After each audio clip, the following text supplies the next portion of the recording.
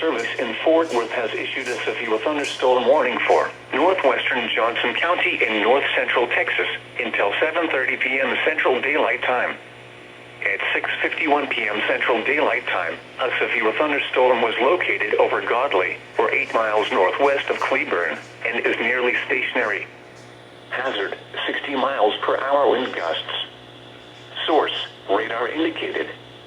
Impact, expects damage to roofs, siding, and trees. Locations impacted include Cleburne, Joshua, and Godley. For your protection, get inside a sturdy structure and stay away from windows.